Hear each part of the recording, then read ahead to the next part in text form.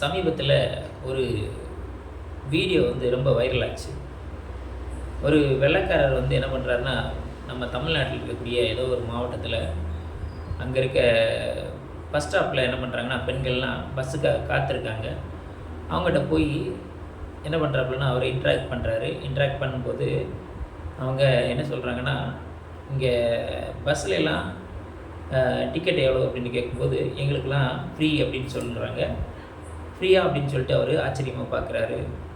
அப்போ ஏன் அப்படி கொடுக்குறாங்க அப்படிங்கிற ஒரு விஷயத்த அந்த பெண்களே என்ன பண்ணுறாங்க, அந்த வெளிநாட்டுக்காரர்கிட்ட எக்ஸ்பிளைன் பண்ணுறாங்க.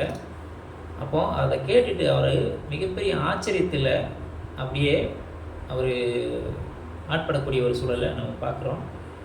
அதுக்கு இவங்க என்ன விதமான விஷயத்தை சொல்கிறாங்கன்னா, free of cost in bus அப்படின்னு சொல்லிட்டு அவங்க சொல்கிறாங்க. அது யாருக்கு? விமனுக்கு மட்டும் சிட்டிக்குள்ளே ஃப்ரீ ஆஃப் காஸ்ட்டில் நாங்கள் ட்ராவல் பண்ணிக்கலாம் அப்படிங்கிறத அவருக்கு இங்கிலீஷ்லேயே எடுத்து சொல்கிறாங்க. அப்போது அது மட்டுமா அப்படின்னு கேட்டால், இது எங்களுக்கு செல்ஃப் எஸ்டீமை கொடுக்குது, எங்களுக்கு சுயமரியாதை கொடுக்கு அப்படின்னு சொல்கிறாப்புல. ஹெல்ப் டு உமன் அப்படின்னு சொல்லி என்ன சொல்கிறாங்க, இந்த அரசு எங்களுக்கு உதவி செய்யுது. அப்படி செய்கிறதுனால இந்த ஒர்க்கிங் உமன்லாம் என்ன பண்ணுறாங்க, அதிலேருந்து பாதுகாக்கப்படுறாங்க அப்படின்னு சொல்லி ஒரு விஷயத்தையும் அவருக்கு சொல்கிறாங்க.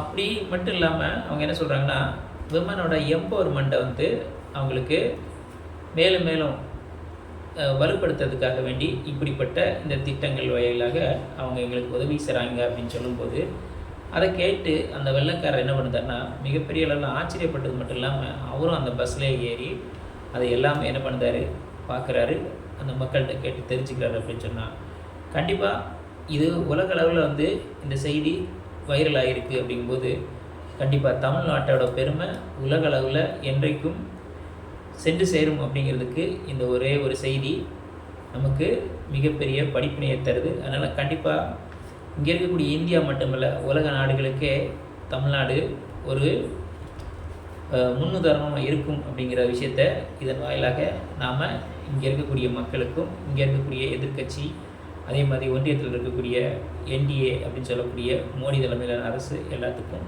நாம் தொடர்ந்து சுட்டி காட்ட வேண்டியது நம்முடைய தலையாய கடமை. அதனால் எல்லாரும் நம்முடைய அரசின் செயல்பாடுகள், நல்ல செயல்களை நாம் அதை தூக்கி பிடிப்போம். அதே நேரத்தில் அரசு ஏதாவது தேவையில்லாத செயல்கள் செஞ்சுச்சுன்னா அதையும் நம்ம தட்டி கேட்போம் என்று சொல்லி, இது போன்ற சமூக அரசியல், பொருளாதாரம் மற்றும் விளிம்பு நிலை மக்களின் குரலாக ஒலிக்கும் தாடிக்காரன் தடி யூடியூப் சேனலை லைக் பண்ணுங்கள், ஷேர் பண்ணுங்கள், கமெண்ட் பண்ணுங்கள், அப்படியே சப்ஸ்கிரைப் பண்ணுங்கள். மானமும் அறிவும் மனிதனுக்கு அழகு. நன்றி. நான் குமார்.